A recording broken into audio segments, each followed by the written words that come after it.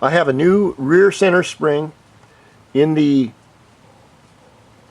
clutch, and if anyone knows how to adjust these Polini speed clutch with the 2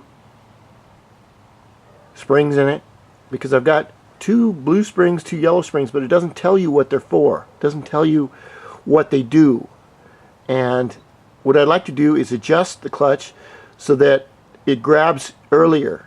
It doesn't have a 5,000 or 55 RPM lag, and maybe if Polini could help me out there, but they probably won't, because I'm American and they probably hate Americans.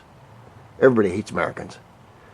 I even hate Americans, except really hot, really good looking Swedish bikini member, cheerleader, bikini teams. I may be old, but I ain't dead yet. Rock on.